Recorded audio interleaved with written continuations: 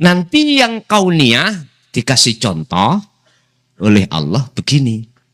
Langsung sampai nyandak. Sebab iki cerita kula beto surati Mbah Yai Najib. Yang surat itu saya diperintahkan untuk memberikan terhadap abah saya. Iku sekitar tahun 86. Suratnya ngeten Pak. Sing nek bener-bener iku bapakmu, gawa nih kekna bapakmu ngono. Ngeten Pak. Sieling kula.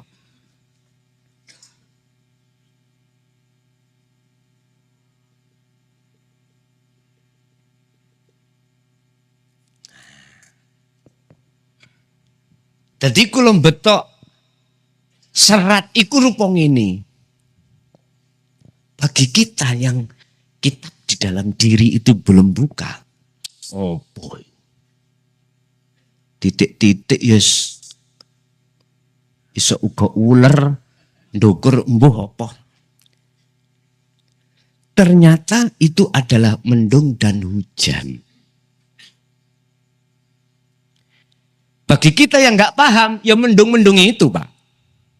Hujan ya air itu ma'ul matar. Ngoten nggih. Padahal mboten iku maksudnya. Basa iku kula beto mantuk. Terus kula balik ning pondok Tambak Beras Jombang, kula paringke beliaunya Mbah Yai Najib ono jawabane. Jawabane ngeten.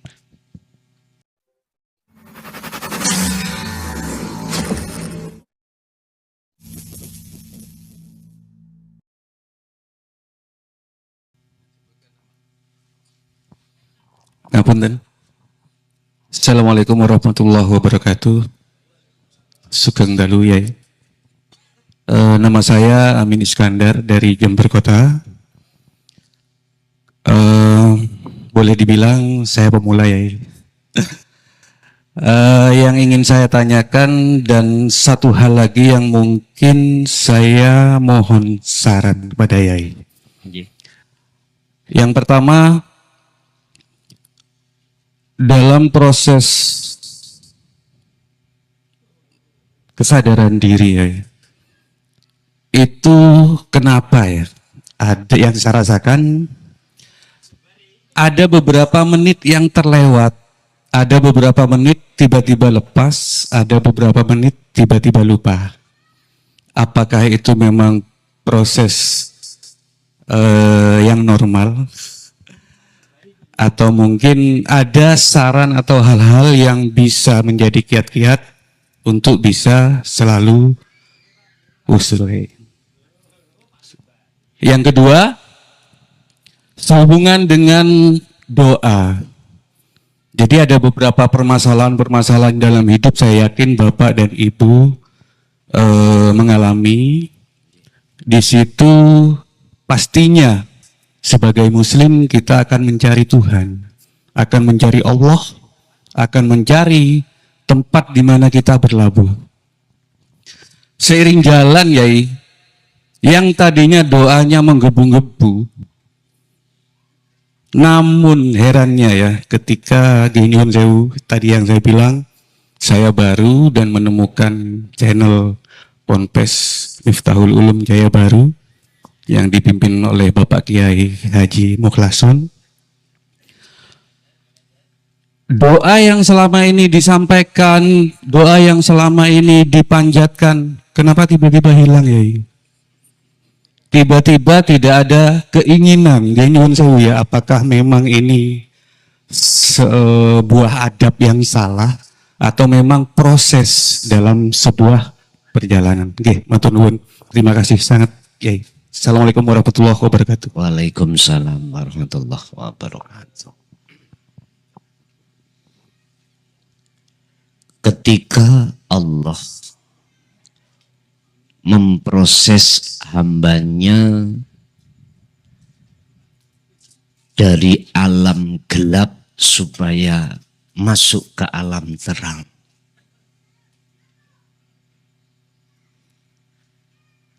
itu pasti mengalami beberapa sesuatu kalau kita bilang 1 titik, 2 titik, 1 detik, 2 detik yang kita tinggalkan. Atau sesuatu dalam tazkiyatan nafsi, pensucian diri, itu tidak langsung seperti bim salah bim.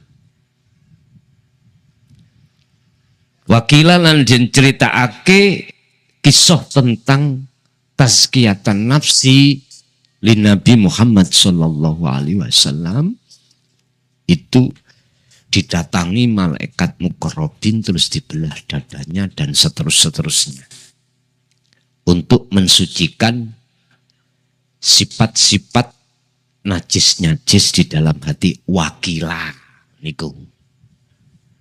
Wakilah yang lain juga tidak, monggo kerso. Sing jelas ini pasti terjadi pada diri kita. Ketika jenengan betul-betul melaksanakan apa sistem yang sudah Allah berikan lewat baginda Rasul tentang pembersihan hati kita, pasti di situ akan mengalami beberapa makom. Ya. Beberapa makom, sing makom itu boleh kami sebut sebagai makom musyahadatul fana, musyahadatul kamil, musyahadatul baqo. Artinya apa? Si salik kalau sudah Allah tarik ke makom fana dan makom makrifat, diberikan beberapa detik atau menit, si salik itu manakala mengikuti sistem wasilun, ada tugas di belakangnya, mesti dia kembalikan lagi. Bentuknya ku anfusakum wa ahlikum naro. Sehingga kemakrifatan kita kepada Allah di saat kita masih diletakkan proses Allah musyahadatul fana sedikit sekali. Sedikit sekali. Tapi bukan berarti itu salah. Enggak. Sehingga Gusti Allah memberikan warning atau saran dan masukan yang harus dibawa bagi orang yang seperti ini, yang Allah tuangkan di dalam surah Al-Baqarah 256. Al-Baqarah 256. Di situ ada kalimat ngeten. Wa may yakfur bitaghuti wa yu'min billah. Siapa di antara Anda yang sudah masuk di zona meninggalkan selain Allah, berarti bebersih diri Pak nggih? Maka wa yu'min billah, mereka akan mendapatkan satu kebenaran bertemu Allah. Nah, ketika saat ada di sini, maka faqadis tamsaka bil urwatil wuthqa lam fisa malaha. Pegang terus tali Allah ini. Berarti itulah Pak yang ku maksud. Walaupun jenengan sudah sampai ke musyahadah, tetapi musyahadahnya jenengan iki wonten kamil atau wonten fana, berarti tanda jenengan iku ada tugas. Dikeluarkan lagi untuk menengok orang dekat kita, untuk memberikan oleh-oleh kabar kebenaran yang sudah jenengan terima, kasihkan, sampaikan. Ya. Di sini jenengan diwajibkan oleh Allah untuk senantiasa memegang erat tali Allah ini. Itulah tali dzikir. Talinya disebut dzikir. Dah. Pada saat kapan dzikir itu harus jenengan pegang? Pada saat kita diturunkan dari musyahadah. Kalau jenengan detik-detik di musyahadah, baik fana, kamil, bakok, sama Pak. Semuanya sama statusnya. Sama.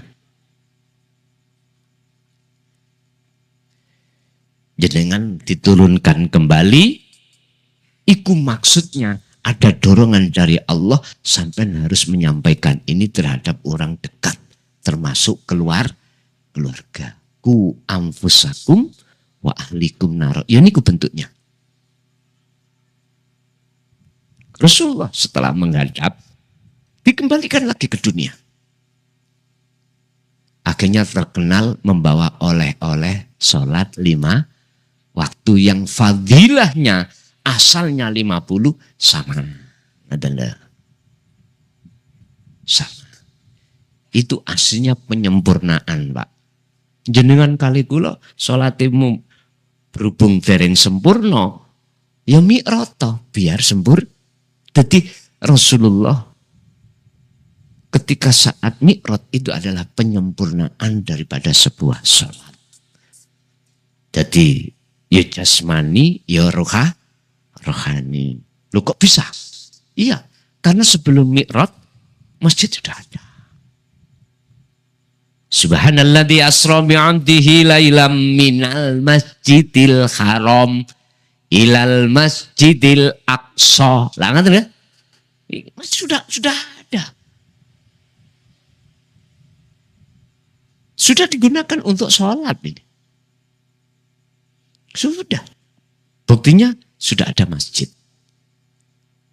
Nah, mi'rajnya menyempurnakan untuk kita supaya kita betul-betul tidak hanya sholat menghadap pada Allah secara syariah saja, akan tapi juga secara hakikiah. Ini yang harus para alim ulama menjabarkan tentang masalah rohaniyah penyempurnaan sholat. Mumpun dibahas syariat tidak dulur.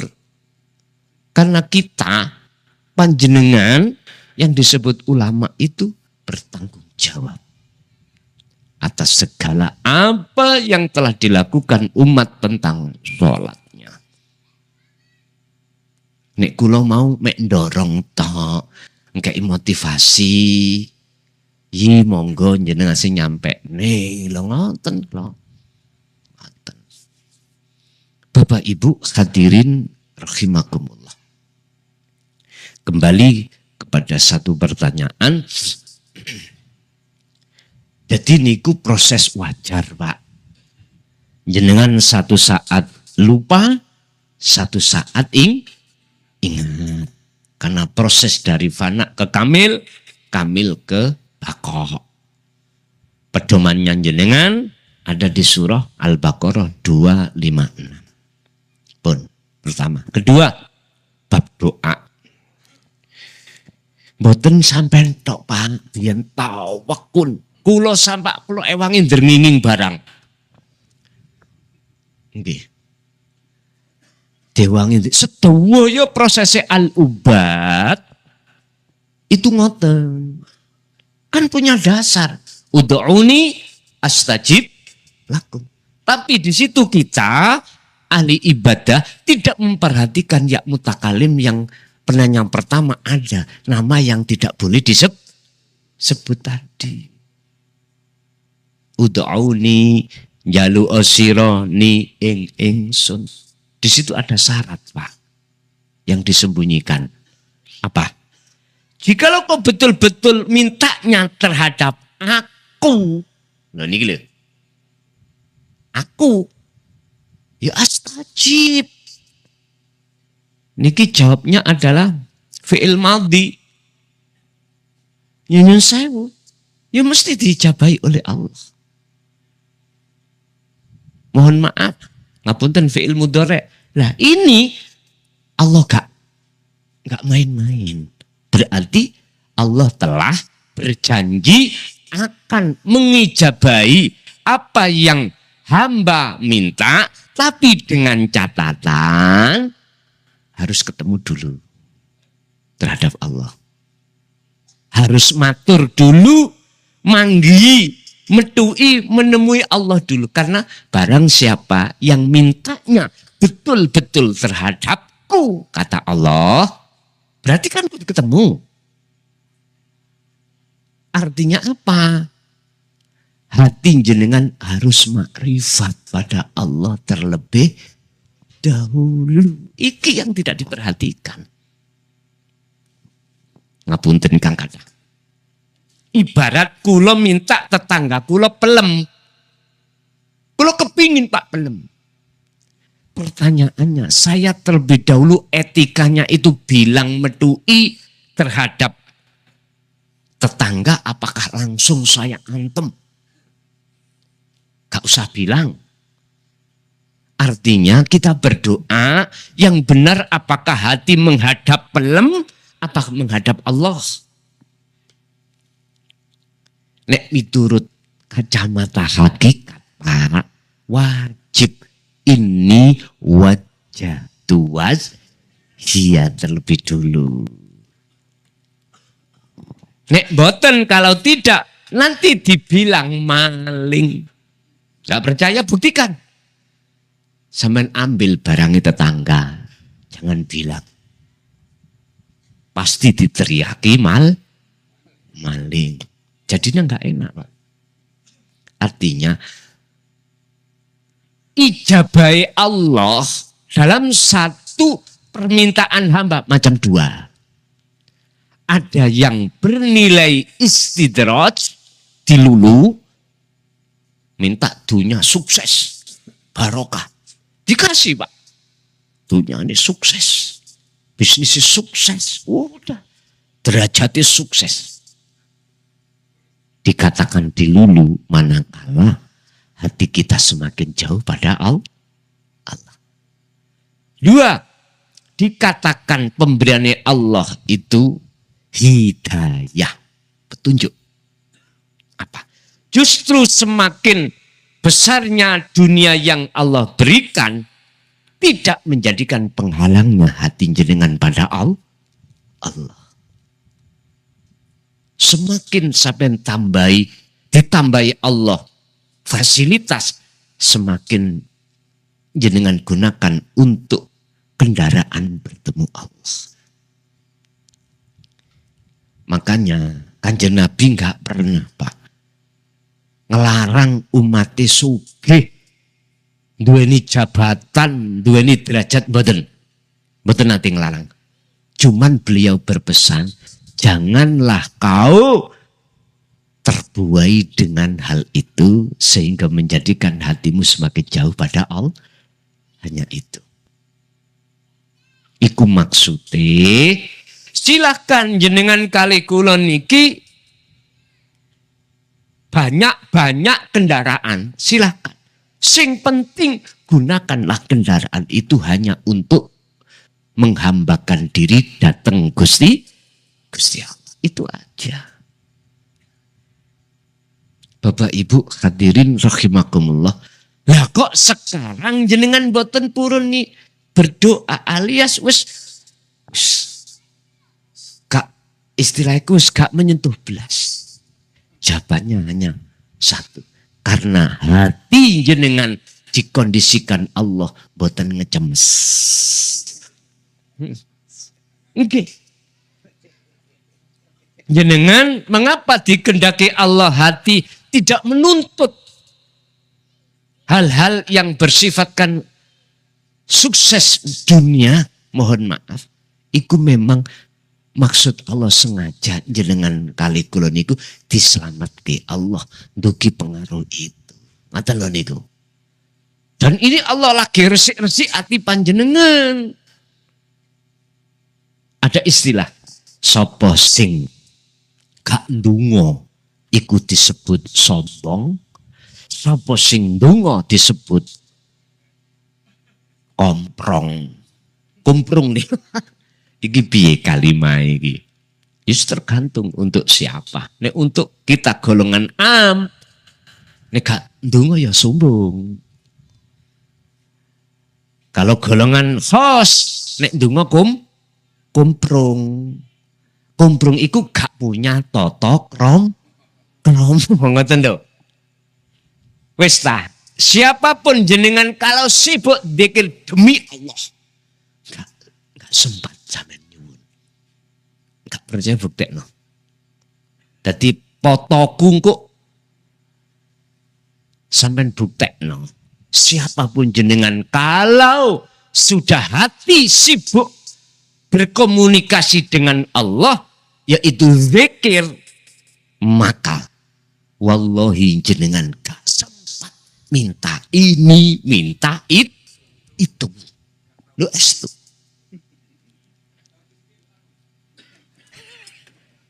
Tapi Gusti Allah ngerti apa sing dadi kebutuhan kita. Baik secara Ar-Rahman, lebih-lebih Ar-Rahim. At-Tolak ayat 3 jenengan tingali. Wa may yatawakkal 'alallah fahuwa hasbuh. Itulah namanya orang yang bertawakal. Yang sebenar-benarnya bertawakal. Apa? Fahuwa hasbuhu, mongko utawi Gusti Allah iku hasbuhu, nyukupi rahmannya, nyukupi rohimnya. Sehingga disimpulkan, lah ya gak njaluk diwenehi, kok dikebajute arepe njaluk. Wis meneng ae. Nggih. Terus nomor loro terakhir, wong njaluk iku wong menehi atas dasar dijaluk ambek mboten mesti luwih akeh maringi sing gak njaluk. Sampeyan nang prapatan, Pak. Sampeyan tingali lak wonten ngamen-ngamen, ana wong nggo cempolong tok, ana sing keplok-keplok, tapi ujung-ujunge nyuwun. Sampeyan toleh pinggir sampeyan ana abang, biru, terus ijo, ana sing putih, ana sing cerik, sampeyan mundhut sing ndi. Terus satu sisi sampai ningali tiang niku meneng ae. Boten njaluk gak apa. Kondisinya kurang sempurna. Bergerak sampean, gak mungkin sampean uncali sing cerik. Mangkane nek dadi anak ojo kakean bahwa hasbuhu. Mekaten, lanjut. Saderengipun kita lanjut. Ingkang sampun pesen kalender 2026 saged berhubungan langsung kalian Bapak Haji Abu Sa'ad. Nggih. Salajengipun kita ganti suasana. Nggih punika ibu-ibu ingkang badhe ndherek tangklet, monggo. Wonten ibu-ibu, monggo. Maju mriki Bu, mriki Bu.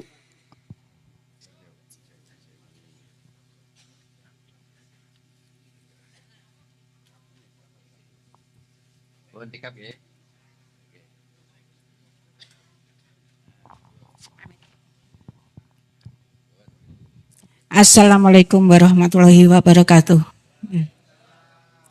Nama saya Putri dari Desa Kencong nggih. Ngeten Pak, kalau sing badhe tangletaken setiap aktivitas kita kan disuruh selalu niati karena Allah Ta'ala.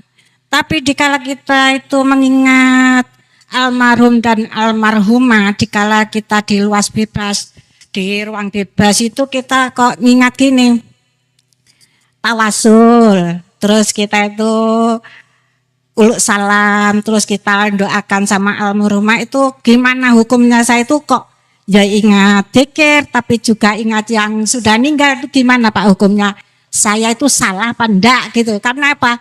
Posisinya di luar, di alam bebas, enggak posisi sholat gitu. Terima kasih. Ibu, Gusti Allah akan memperjalankan hambanya itu sesuai di kelasnya masing-masing. jenengan lali yo sing nglalekno Gusti Allah, jenengan emut sing ngemutno yo Gusti. Kesadaran seperti ini hanya dimiliki oleh orang-orang yang sudah Allah tarik di dalam alam makrifat. Sadar. Sehingga lalainya dia itu disebut ingat. Kok bisa? Iya, ingat kalau laliku sebab dilalekake Gusti, berarti eling lagi. Mboten napa-napa, Bu. Sing penting kita sebagai hamba tugasnya apa? Tadi saya katakan pegang teguh tali Allah. Wa qala aidan wa'tasimu bihablillahi jami'an wala tafarraqu. Iku aja, Bu. Dan jenengan akan terlepas dzikir dan tidak. Itu ya karena Allah nanti disesuaikan dengan kelas kita masing. Nek jenengan gak kepingin terlepas sama sekali miturut sistem dadi wong bakok.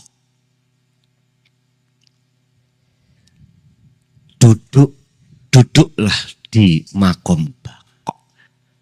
Musyahadatul bakok. Belas niki pun boten pun. Lan jenengan sing dudukno situ ya Allah. Ngoten, makanya wis gak usah bingung-bingung jenengan kali kula. Walaupun di tengah masyarakat, di tengah keramaian, kita kok sering lupa. Tapi ketika sendirian kok penak. Lah ngoten nggih? Nggih niki lho. Salah sijine alasan mengapa dulu para masyayikh kita berani melakukan khalwat uzlah secara fisik meninggalkan keramaian. Ya niki. Wis ora gembul garwa, anak donya brono mboten secara fisik. Karena beliau memakai kaidah bahwasanya aku terpengaruh sebab aku gembul. Sekarang dijagus Allah ngene. Tonton makhlukku, ikan yang hidup di lautan. Mengapa dia enggak terasa asin? Padahal setiap saat campur gembul dengan air asin.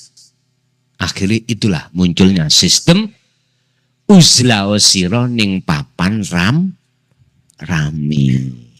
Artinya kita kholwat itu gak mung hanya di dalam sholat saja.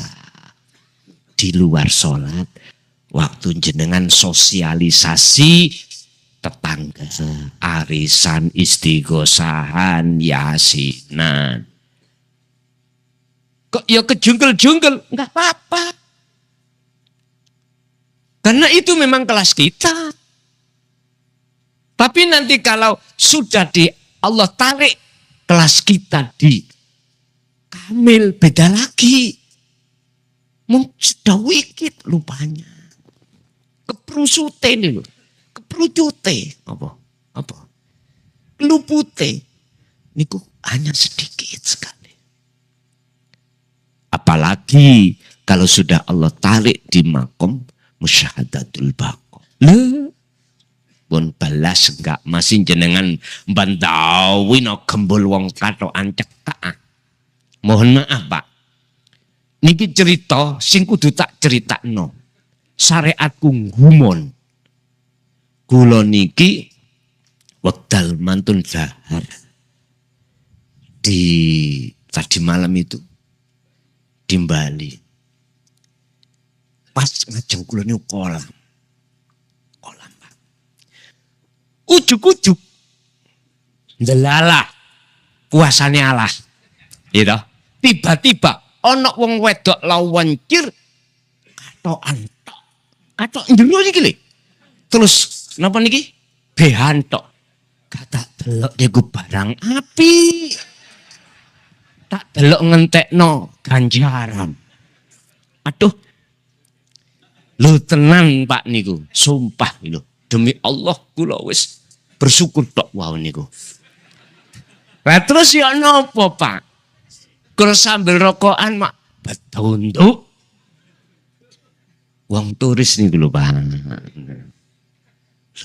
Lah iki nek ana Mojokerto langsung mlebu undang-undang pornografi. Terus kalau takon supir mantuk. Pak supir, ning kono kok rapopo yo? Apakah undang-undang pornografi ku gak berlaku? Mungkin ngoten. Lupa sampean ning embong nih lho sing gak tau rono tak anani sampean. Sepeda motor niku lho. Roke yo cekak-cekak. Bayu yo nek gak mau lus ngono di bayu. Bangkane kula niku ndamel sistem gak didelok iku barang api. Didelok ngentekno ganjaran. Wis yo apa iki? Ya wis kula nggih cek gak nemen-nemen tak benggangno ngeten. Nanti padha lae. Nggih. Ya wis mungkin di sana otonomi daerah ya gak ngerti ya ta. Sing jelas ngoten, Pak. Sing jelas.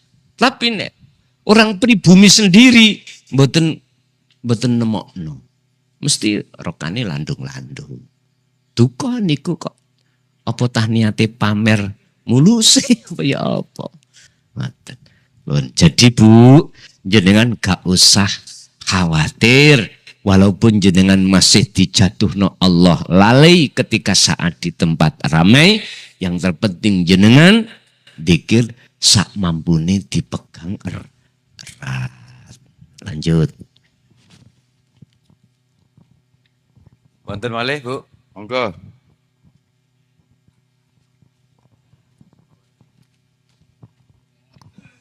Assalamualaikum warahmatullahi wabarakatuh. Saya Rike Gus dari Jambiarum Puger. Mau tanya Gus, apa perbedaan roh dengan jiwa? Terima kasih Gus. Assalamualaikum warahmatullahi wabarakatuh.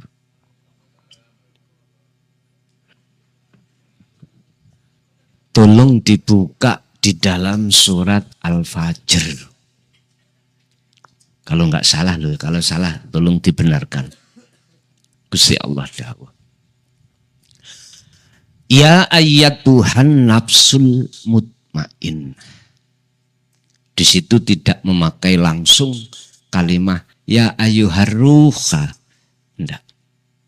Nafsul mutmain. Wahai jiwa yang tenang. Irjingi. Ini Jawa Tengah, Pak. Nah, ya Jawa Tengah ya.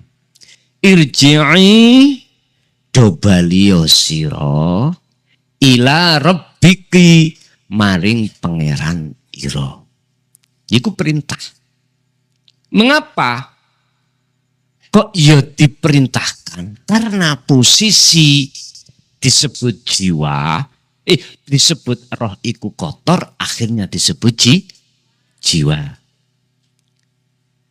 Karena ruh dalam keadaan kotor.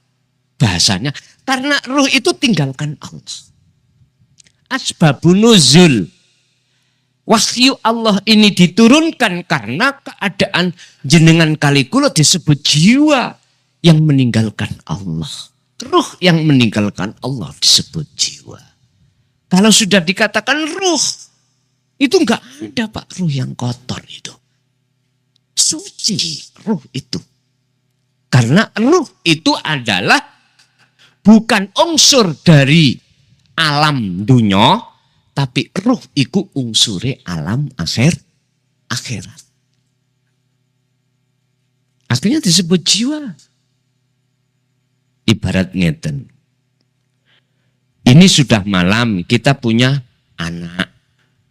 Berhubung anak itu enggak lekas masuk rumah, muncullah satu perintah. Anak, masuk onang omah. Masuk om. Perintah iki sebabnya anak di luar rumah. Gak mungkin jenengan akan munculkan perintah manakala anak ada di dalam. Nak mlebu nang omah. Lho anak wis nang jero, gak mungkin.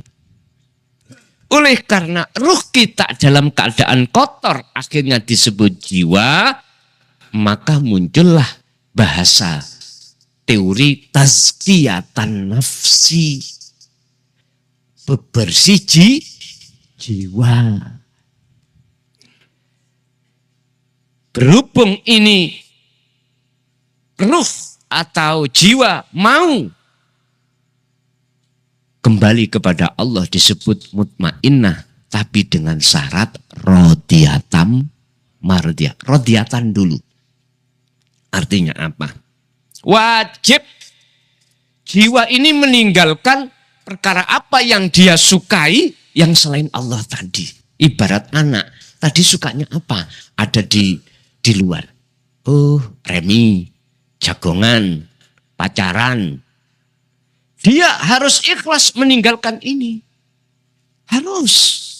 Kalau ingin disebut mutmainnah. Kalau dia tidak ikhlas, gak mungkin dia akan tinggalkan kebiasaannya. Ini untuk ngateake. Apa bahasa ngateake? Memperhatikan seruan Allah itu. Jenengan kali kula tresnane nang sapa? Garwa. Anak dunya brana.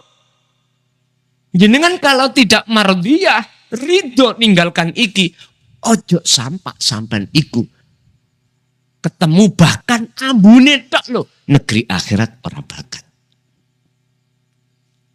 Betul saged. Wajib jenengan iki meninggalkan iki terlebih dulu. Wajib.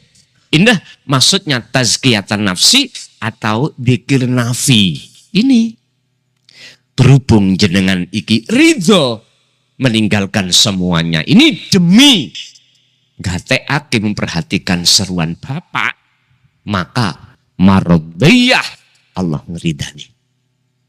Bentuk Allah ngeridani, cahaya makrifat itu pasti Allah nyalakan. Saat itu juga perkara yang menggelapkan hati kita, perkara yang kita cintai itu akan lenyap dari hati sampean. Allahu waliyul ladina amanu yukhrijuhum minadh-dhulumati ilan nur. Al-Baqarah 257. Terusnya 256 itu. Siapa di antara jenengan? Kalau yang ada di dalam hati hanya Allah cintanya, maka Allah akan menghilangkan kegelapan dan menterjadikan terang benar. Yaitu cahaya makrifat itu Allah nyalakan.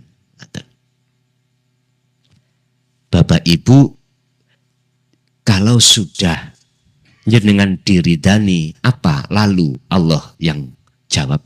Fadkhuli fi ibadi wadkhuli jannati. Maka jenengan digolongkan Allah, golongan hamba yang Allah masukkan di dalam surga.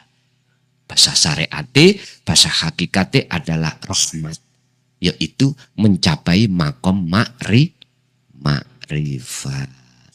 Mekaten Bu. Lanjut. Wonten malih Ibu-ibu, niki soalnya jamnya pun jam 23 lebih 20 menit. Nggih, kedap. Monggo wonten malih Ibu-ibu, khusus Ibu-ibu, kula tambah setunggal malih, monggo. Wonten? Mboten wonten, sampun, cekap. Nah, menawi cekap niki kula beralih ke kaum bapak-bapak. Monggo ingkang badhe tanglet. Coba sing dereng nate tanglet. Monggo. Assalamualaikum warahmatullahi wabarakatuh. Nami kula Muhammad Soleh saking Karangsemandi mriki mawon. Kula badhe tanglet Gus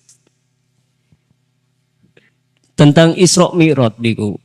Napa saged diwastani termasuk syahadat napa mboten? Nomor kalih tentang syahadat niku enten rukun syahadat, enten sing batalne syahadat, napa mboten? Mohon keteranganipun. Wassalamualaikum warahmatullahi wabarakatuh.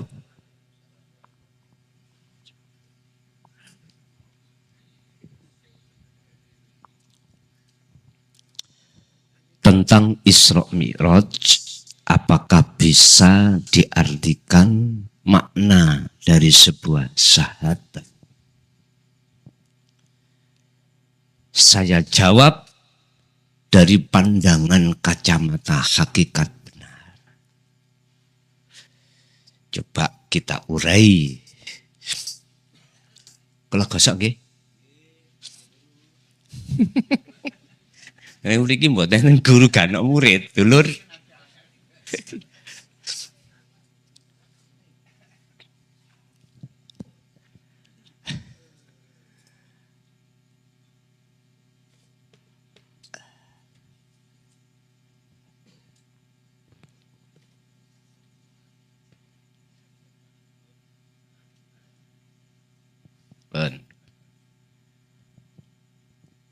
Wajib hukume menyaksikan, melihat, memandang ruhaniyah sampean lewat ainul basiroh, matanya ruhaniyah. Yang mata ruhaniyah itu disebut sebagai pangroso untuk langsung menyaksikan wujudnya Allah di dalam atau di luar diri jenengan. Tapi wajib melewati proses ini. La ilaha.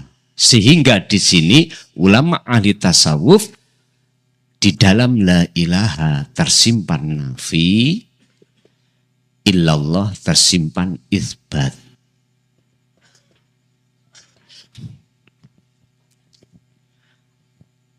Si salik akan bisa menyaksikan atau bertemu langsung pada Allah manakala si salik itu sudah melaksanakan proses nafi, meniadakan sesuatu selain Allah yang wujud dan lain sebagainya di dalam hatinya.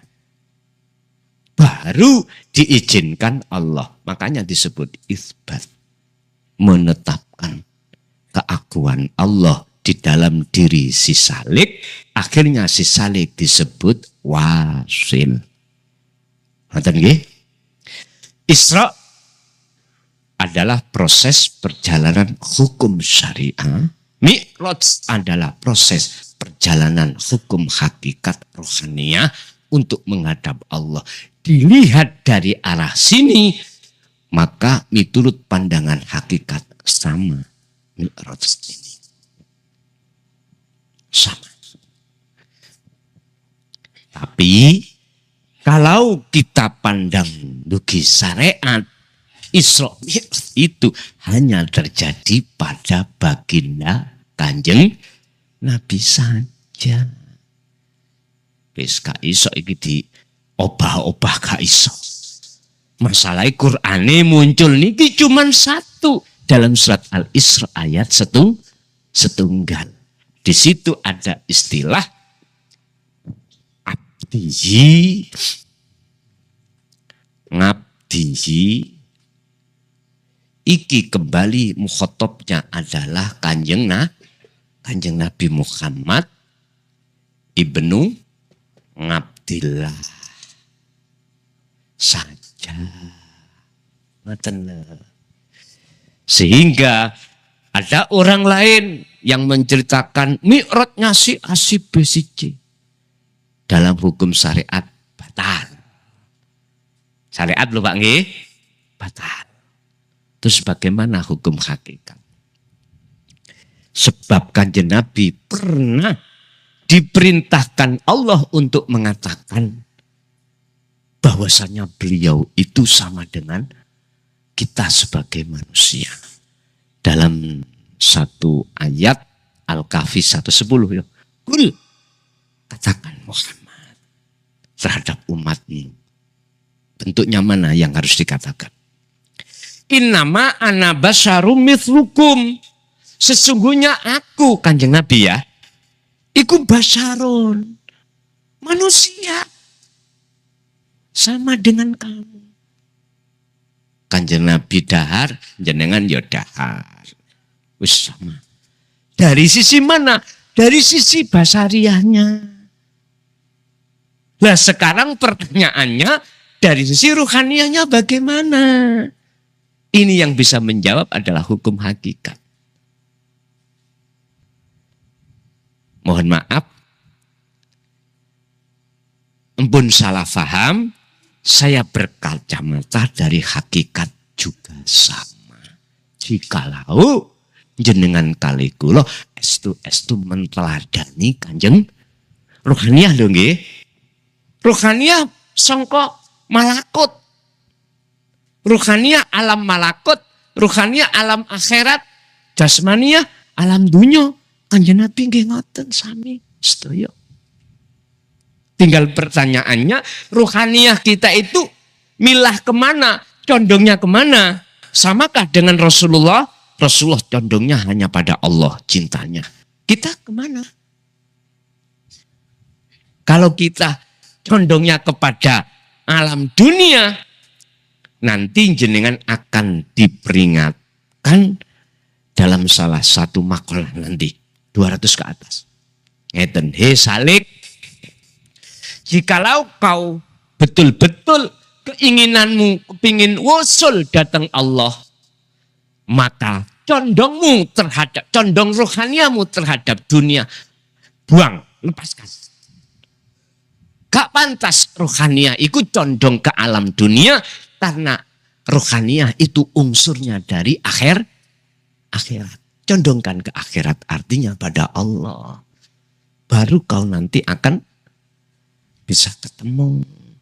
Makanya dalam Al-Ahzab teladani Kanjeng Nabi opo di situ wal yaumal akhirah kok gak wal yaumat dunya. Ayo, ya itu tadi. Kuncinya lagi-lagi tetap dikir. Makanya nek wis ngaji kakean ilmu iku ya penting, tapi luwih penting kakean dikir. Kakean ilmu tanpa dikir percuma tak berguna. Dan artinya berjenjang. Nggih. Kalih wau nggih. Pitakoni kalih ya. Oh nggih.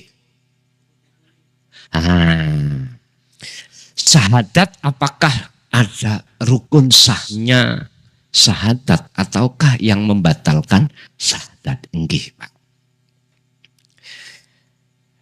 Apa rukun sahnya syahadat? Kalau rukun itu di dalam, Pak. Mohon maaf, satu, jenengan harus ngerti ngelmune syahadat. Nggih. Ngelmune syahadat ini bagaimana? Disebut syahadata ini penyaksian dua hal. Pertama adalah Allah, kedua adalah utusan Allah. Artinya apa?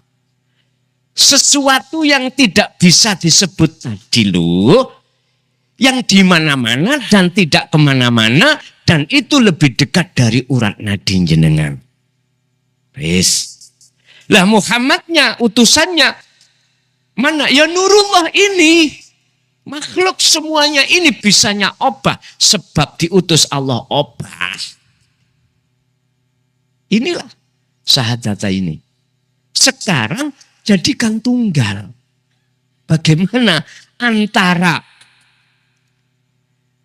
Muhammad dengan Allah. Antara Allah dengan Muhammad. Antara jobo dengan jero. Itulah farqo bainahuma.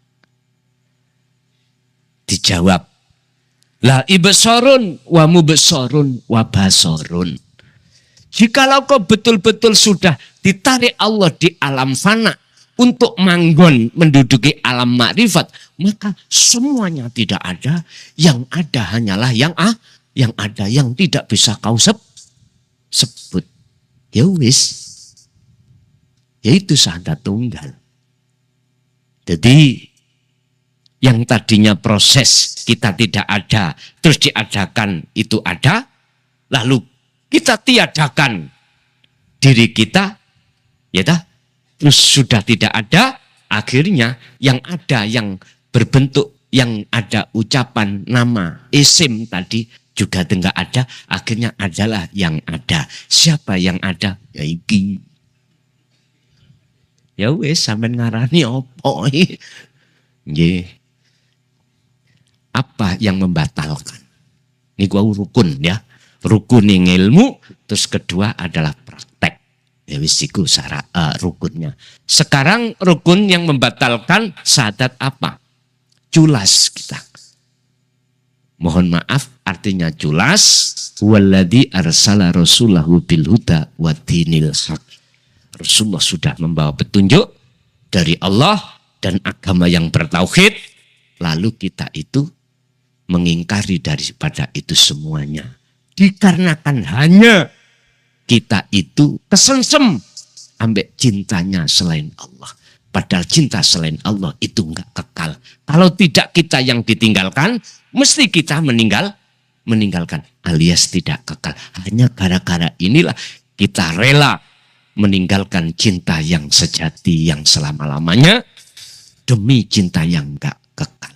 Inilah namanya yang membatalkan syahadah. Tak simpul ke perkara yang membatalkan syahadah adalah syahwatut dunya. Karena waktunya sudah jam 11:30. Ini adalah penanya terakhir. Monggo. Bismillahirrahmanirrahim. Assalamualaikum warahmatullahi wabarakatuh. Mohon maaf Gus, yang saya pertanyakan bahasa hakikatnya nikah batin kutis pundi. Kulo dugi nikah batin.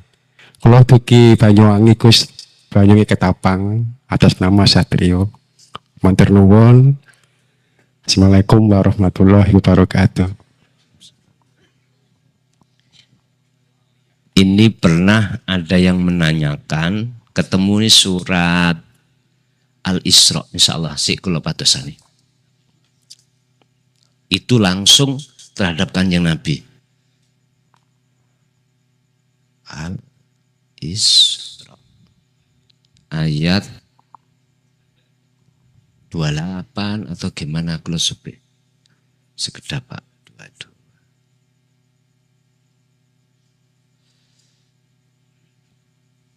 Oh, bukan.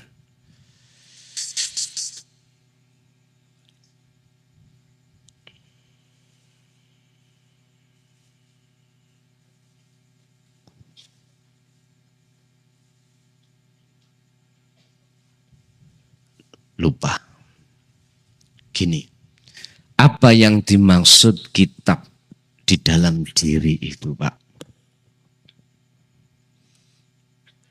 Nanti di dalam makalah entah berapa saya lupa ada Pak gini.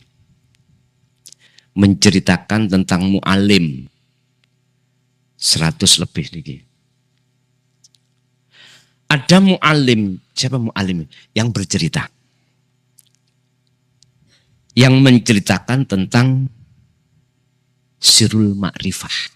Rahasiane ilmu ma'rifat. Itu ada 2 mu'alim.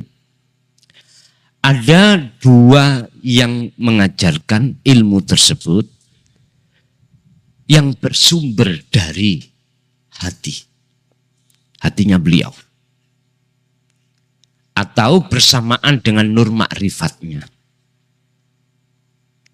Nah, di dalam hati beliau itu ada semacam kitab, yang kitab itu enggak ada batasnya. Dan inilah yang akan bisa jenengan terima. Tondone, kalau keterangan yang bersamaan dengan nur makrifat Allah yang bersumber dari hati beliau, itu gampang dipaham oleh sami'in. Gampang dipaham. Umpama sampai sondok bingung, toh pada akhirnya paham. Karena bahasanya sudah bahasa yang jenengan bisa terima. Ada mu'alim itu tidak dari hati, dari kitab. Atau dari akal yang dia terima yang telah diceritakan oleh mu'alim yang lain. Sebab apa? Sebab dia itu disebut ahli tahqiq tetapi belum melaksanakan kholwat. Sehingga apa ucapan yang muncul itu tidak dari hati yang bersamaan dengan nur makrifat, tapi dari hati yang dari akal yang bersamaan dengan kepentingan hawa nafsu. Ada itu keterangannya. Itu insya Allah kemarin di hari Sabtu saya sampaikan rutinan di pondok sudah sampai bab itu. Di bab 100 ke atas.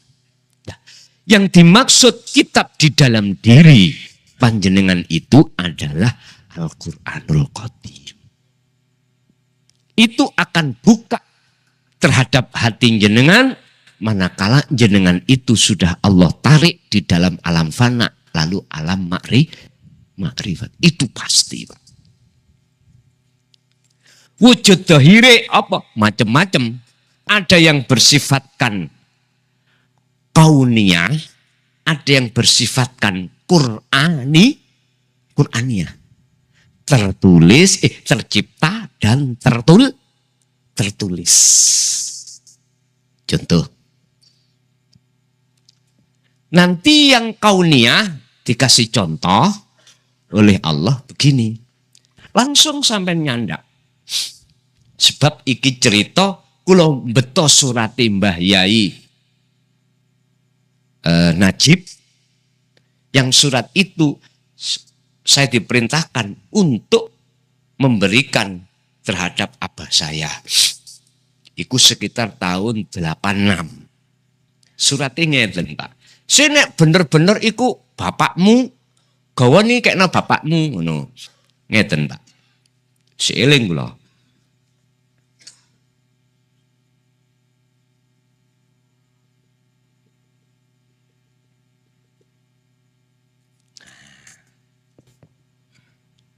Jadi kula betok serat iku rupong ini. Bagi kita yang kita di dalam diri itu belum buka. Oh boy. Titik-titik yes. Iso uga ular ndukur embuh apa. Ternyata itu adalah mendung dan hujan. Bagi kita yang nggak paham, ya mendung-mendung itu, Pak. Hujan ya air itu ma'ul matar. Lah ngoten nggih. Padahal mboten iku maksudnya. Basa iku kula beto mantuk.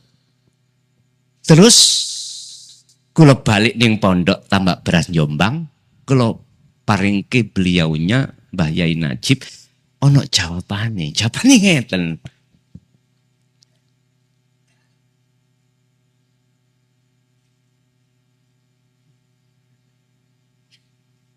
Ngeten toh.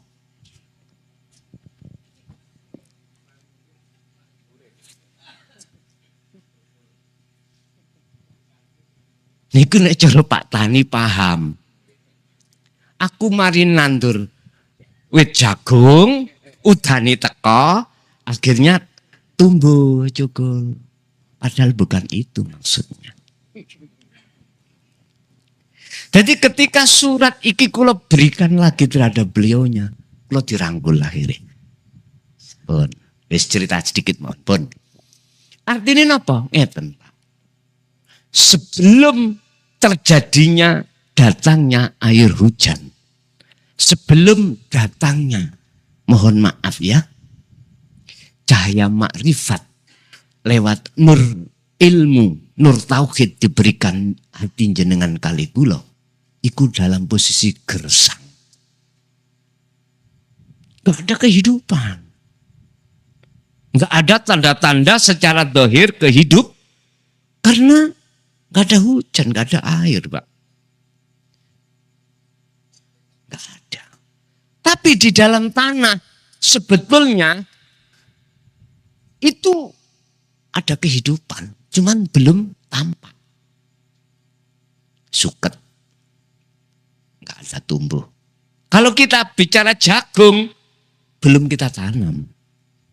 Loh, ketika saat tanah itu Bapak Ibu, kedatangan air hujan yang asalnya tandus, tanah menerima, jadilah tanah yang subur. Akhirnya muncul. Jadi pertanyaannya gini, ketika saat nur tauhid, nur makrifat dihadapkan hati seseorang yang asalnya hati itu gersang, hati itu mati, maka hati itu akan jadi hati yang hidup. Yo, inilah hari kebangkitan. Inilah kebangkitannya hati, ruh dari belenggunya hawa nafsu. Itu. Yang kenal, untuk yang kenal yang Mbah Yai Najib ini ya, tambah beras. Lagi menawi wonten santri tak beras mriki. Wonten mesti rencang kelebihan Jember kuatah kok. Cuman situk-situk ibu di supe kula. Tahun 86 sampai 90. Wonten. Apa yang ditakon? Oh, kitab ya. Jadi kitab dalam hati jenengan itu yang disebut Al-Qur'anul Qadim itu nanti akan kebuka seiring berjalannya jenengan iki nur makrifat dinyalakan Allah. Sehingga apa yang ada di alam semuanya ini paham. Maksudnya paham, contoh seperti ini. Paham. Oh. Ternyata Bali nafi isbat. Mekaten kula acara tanya jawab sampun Pormo, maka kita lajengaken acara ingkang terakhir menika penutup doa. Monggo wis kula semanggaken. Ya hadratin Nabi Mustafa Rasulullah sallallahu alaihi wasallam wa ala alihi wa azwajihi wa dzurriyyatihi wa qurabatihi wa ahli baitihi wa ashabil kiram wa khususan ila jami' auladina wa azwajina wa dzurriyyatina wa ahli baitina wa jami'i man tabi'ana ya Allah iftah lahum fi qulubihim bifutuhil ma'rifatika ya arhamar rahimin lahumul fatihah.